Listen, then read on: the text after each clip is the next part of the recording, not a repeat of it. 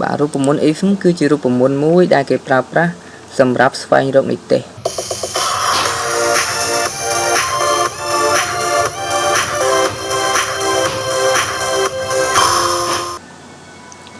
បាទសូមគោរពជំរាបសួរស្វាគមន៍អ្នកទាំងអស់គ្នាមកកាន់វីដេអូមេរៀនថ្មីបាទថ្ងៃនេះយើងចូលទៅលំហាត់បន្តទៀតទាក់ទងទៅនឹងការប្រើប្រាស់រូបមន្តនៅក្នុងកម្មវិធី Excel បាទអញ្ចឹងយើងដឹងថានៅក្នុងកម្មវិធី Excel គឺជាកម្មវិធីមួយដែលមានរូបមន្តច្រើនសម្រាប់គណនាអញ្ចឹងយើងត្រូវស្គាល់អំពីរូបមន្តនីមួយៗប្រើប្រាស់នៅពេលណាហើយរបៀបប្រើប្រាស់យ៉ាងម៉េចហើយរូបមន្តហ្នឹងយើងត្រូវធ្វើយ៉ាងម៉េចដើម្បីប្រើប្រាស់រូបមន្តហ្នឹងឲ្យបានត្រឹមត្រូវហើយយើងចំណេញពេលវេលាក្នុងការធ្វើការបាទអញ្ចឹងថ្ងៃនេះខ្ញុំនឹងបង្ហាញអ្នកទាំងអស់គ្នានៅរូបមន្តមួយគេឲ្យឈ្មោះថារូបមន្ត if បាទអញ្ចឹងនេះអូខេនេះរូបមន្ត if ហ្នឹងសំទោសសុំកែលេខនេះតិចបាទរូបមន្ត if គឺជារូបមន្តមួយដែលគេប្រើប្រាស់សម្រាប់ស្វែងរកនីតិអូខេនេះអញ្ចឹងពីវីដេអូមុនខ្ញុំបង្ហាញតែតើតើការរកចំណាត់ថ្នាក់យើងប្រើប្រាស់រូបមន្ត rank បាទអញ្ចឹងក្នុងវីដេអូនេះយើងនឹងរៀនទាំងអស់គ្នាតាក់ទងទៅនឹងការប្រើប្រាស់រូបមន្ត if ម្ដងដើម្បីរកចំណាត់ថ្នាក់បាទអញ្ចឹងយើងត្រូវរកចំណាត់ថ្នាក់យើងត្រូវរកនីតិគាត់ណាយើងចង់ដឹងថាគាត់ចប់លេខ1អញ្ចឹងគាត់បាននីតិអីគេអូខេអញ្ចឹងយើងកំណត់នីតិឲ្យគាត់អញ្ចឹងយើងមកមើលមកនេះគឺជាការងារដែលខ្ញុំបានធ្វើហើយក្នុងនោះយើងត្រូវមានលក្ខខណ្ឌអញ្ចឹងរូបមន្ត if ហ្នឹងដើម្បីរកនីតិបានលុះត្រាតែអ្នកទាំងអស់គ្នាមានលក្ខខណ្ឌយើងត្រូវចេះបង្កើតលក្ខខណ្ឌឲ្យខ្លួនឯងថាតើសិស្សរបស់យើងហ្នឹងយើងកំណត់ថានីតិប្រមាណឲ្យគាត់ជាប់នីតិល្អឬក៏នីតិល្អបង្គួរឬល្អណាស់ឬមធ្យមជាដើមបាទអញ្ចឹងប៉ុន្តែបើសិនជាសម្រាប់នៅក្នុងថ្នាក់វិញគេអាចដាក់នីតិជានីតិ A នីតិ B នីតិ C អញ្ចឹងណាឬយើងប្រឡងបាក់ឌុបអញ្ចឹងយើងតែងតែឃើញនីតិសូមចុច like ឬចុច subscribe ដើម្បីទទួលបានវីដេអូថ្មីយើងប្រឡងអញ្ចឹងយើងឃើញនីតិ A B C អីចឹងអូខេអញ្ចឹងយើងអាចប្រើប្រាស់រូបមន្តនេះដើម្បីគណនាបានហើយយើងសំខាន់បំផុតនៅក្នុងរូបមន្តនេះគឺលក្ខខណ្ឌកន្លែងដែលខ្ញុំដាក់ពណ៌លឿងហ្នឹងអ្នកទាំងអស់គ្នាត្រូវដឹងថាលក្ខខណ្ឌយ៉ាងម៉េចដើម្បីឲ្យរូបមន្តហ្នឹងលោតបែបនេះអូខេអញ្ចឹងយើងចូលទៅលំហាត់អនុវត្តទាំងអស់គ្នាអូខេនេះអញ្ចឹងអ្វីដែលអ្នកទាំងអស់គ្នាត្រូវធ្វើដំបូងផុតគឺអញ្ចឹងខ្ញុំបង្កើតលក្ខខណ្ឌតែអ្នកទាំងអស់គ្នាត្រូវដឹងថាកន្លែងលក្ខខណ្ឌហ្នឹងយើងយកអ្វីមកគិតបាទអញ្ចឹងដើម្បីរកយើងកំណត់នីតិបានអ្នកទាំងអស់គ្នាអាចគិតលើចំណាត់ថ្នាក់ឯងអត់គិតលើកន្លែង rank ទេគឺយើងត្រូវទៅគិតលើមធ្យមភាគគឺ average អញ្ចឹងយើងត្រូវទៅសេតាក់ទងនឹងមធ្យមភាគកន្លែងហ្នឹងអញ្ចឹងអ្នកទាំងអស់គ្នាត្រូវដឹងថា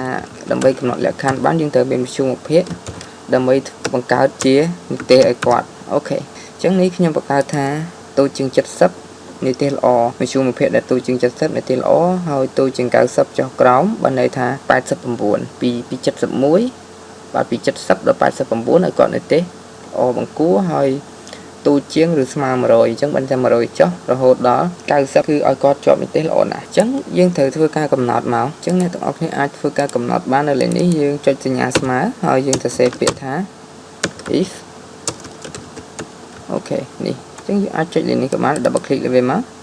ហើយអ្នកទាំងអស់គ្នាចុចលើនីតិមួយមកអូខេបន្ទាប់ពីចុចលើនីតិមកយើងចាប់ផ្ដើមសរសេរពាក្យថាទូជាងអូខេយើងចាប់ពី70ឡើងទៅទូជាង70បន្តមកទៀតយើងធ្វើការក្បៀសយើងមើលរូបមន្តខាងលើក្បៀសមួយហើយយើងដាក់ធ្មេញកណ្ដាលអូខេធ្មេញកណ្ដាលហ្នឹងគឺនៅខាងមុខអក្សរ L ទី2អ្នកต้องចុចមកហើយខ្ញុំសរសេរពាក្យថាល្អសេខ្មែរក៏បានអង់គ្លេសក៏បានដែរ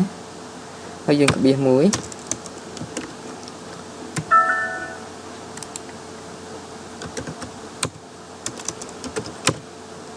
បាទបន្តមកទៀតអ្នកទាំងអស់គ្នាចាប់ដល់សរសេរពាក្យថា if ហើយយើងបើកកញ្ចក់ហើយយើងចុច G9 នេះសំទោសចុចលើមធ្យមភាគ1នេះមកគឺ G9 យើងចុច cell មួយនឹងរហូតមកហើយអ្នកទាំងអស់គ្នាចាប់ផ្ដើមធ្វើការដូចមិញតែទេទូជាង90អូខេអញ្ចឹងយើងសេសញ្ញាទូជាង90អូខេបន្តមកទៀតយើងធ្វើការក្បៀសមួយហើយយើងបើកធ្មេញកណ្ដាលបាទអញ្ចឹងបន្ទាប់ពីបើកធ្មេញកណ្ដាលមកយើងចាប់ផ្ដើមសរសេរពាក្យថា ល្អបង្គួរអូខេអញ្ចឹងយើងសរសេរពាក្យល្អបង្គួរចូលមកហើយយើងចាប់ផ្ដើមក្បៀសមួយអញ្ចឹងអ្នកទាំងអស់ក្បៀសមកសរសេរពាក្យ if ទៀតហើយបើកវងចោហើយយើងចុចលើមជ្ឈុំភាគស្ទាលគឺ G9 អូខេបន្តមកទៀតយើងក្បៀសយើងសរសេរទូជាងឬស្មើ100ហើយយើងក្បៀសបាទបន្ទាប់ពីយើងក្បៀសហើយយើងត្រូវចុចធ្មេញកណ្ដុរបាទដល់កន្លែងធ្មេញកណ្ដុរនេះអ្នកទាំងអស់គ្នាដាក់ធ្មេញកណ្ដុរដាក់ cursor នៅបន្លោះកណ្ដាលហ្នឹងមកហើយយើងសរសេរពាក្យថាល្អណាស់អូខេឥឡូវយើងសរសេរពាក្យល្អណាស់ចូលមក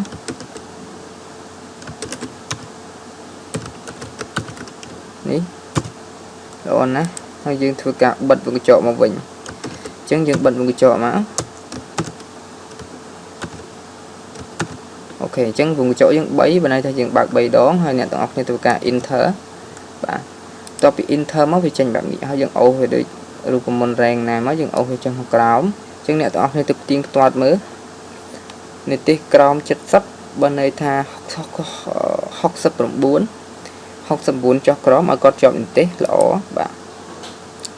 បន្តមកទៀតទូជាង90បាទអញ្ចឹងទូជាង90គឺមួយនេះក៏ទូជាង90ហើយមួយនេះក៏ទូជាង90មួយនេះក៏ទូជាង90ដែរអញ្ចឹងល្អបង្គួរអញ្ចឹងតើតើនឹងល្អណាស់គឺអត់មានទេបើន័យថាចាប់ពី90ឡើងណា90ឡើងគឺអត់មានទេអញ្ចឹងមានតែត្រឹមល្អបង្គួរទេបាទអញ្ចឹងវីដេអូតើតើនឹងកន្លែងប្រើប្រាស់រូបមន្ត if មានតែប៉ុណ្្នឹងទេអ្នកទាំងគ្នាអាចមើលបានហើយយើងអាចយកទៅអនុវត្តការងាររបស់យើងទាំងអស់គ្នាទៅអូខេយើងអាចបង្កើតឈ្មោះបង្កើតតារាងអីផ្សេងបានទៀតឬមួយក៏បើសិនជាអ្នកទាំងអស់គ្នាចង់ដូរយើងដូរមកលេខនេះយើងចុចលើវាមួយមកហើយអ្នកទាំងអស់គ្នាដូរមក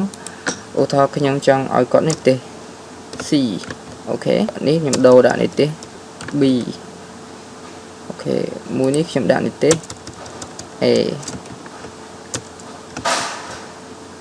បាទតមកទៀតយើងធ្វើការ enter ហើយយើងធ្វើការអូសវាមកនេះអញ្ចឹងអត់មាននីតិ A ទេមានតែនីតិ B ទេអញ្ចឹងយើងអាចកណនាបានច្រើនអ្នកទាំងនេះអាចយកទៅច្នៃប្រឌិតខ្លួនឯងបន្ថែមទៀតទៅនៅកន្លែងនេះណាបាទអញ្ចឹងអ្វីដែលសំខាន់នៅក្នុងការប្រើប្រាស់រូបមន្ត if ហ្នឹងអ្នកទាំងអស់គ្នាចាំបាច់បំផុតដែលយើងត្រូវសិក្សាគឺកន្លែងលក្ខខណ្ឌនេះអញ្ចឹងយើងត្រូវប្រយ័ត្នបំផុតកន្លែងលក្ខខណ្ឌនេះដោយសាររូបមន្តនេះវែងបន្តិចហើយវាពិបាកក្នុងការស្វែងយល់បន្តិចហើយអ្វីដែលអ្នកទាំងអស់គ្នាដើម្បីមូលដ្ឋានគ្រឹះក្នុងការសរសេរលេខនេះបានយើងត្រូវមាននេះកន្លែងលក្ខខណ្ឌអញ្ចឹងយើងត្រូវកំណត់បាទហើយលក្ខខណ្ឌហ្នឹងគឺយើងប្រើប្រាស់មជ្ឈមភាគអត់ប្រើប្រាស់ចំណាត់ថ្នាក់ដើម្បីមកគិតទេយើងប្រើប្រាស់មជ្ឈមភាគបន្ទាប់មកទៀតយើងចាប់ផ្ដើមសរសេររូបមន្តនេះបាទអញ្ចឹងយើងអាចប្រើប្រាស់កន្លែងនេះបានតើតើនឹងប្រើប្រាស់រូបមន្ត if ណាអញ្ចឹងយើងអាចច្នៃប្រឌិតខ្លួនឯងបានបន្ថែមទៀតមកតែកុំភ្លេចបំផុតពេលកណនាគឺមានសញ្ញាស្មើបើសិនជាយើងភ្លេចដាក់សញ្ញាស្មើគឺអត់កើតទេនៅក្នុងកម្មវិធី Excel គឺទាមទារឲ្យមានសញ្ញាស្មើដើម្បីប្រើប្រាស់រូបមន្តអូខេអញ្ចឹងវីដេអូនេះមានតែប៉ុណ្្នឹងទេអរគុណច្រើនសម្រាប់ការតាមដានវីដេអូហើយជូនពរអ្នកទាំងអស់គ្នាសុខភាពល្អសំណាងល្អរីករាយថ្ងៃចុងសប្តាហ៍ផងដំណើរកម្សាន្តសូមឲ្យសុវត្ថិភាពទាំងអស់គ្នាអូខេអញ្ចឹងចាំជួបខ្ញុំវីដេអូក្រោយទៀតអរគុណច្រើន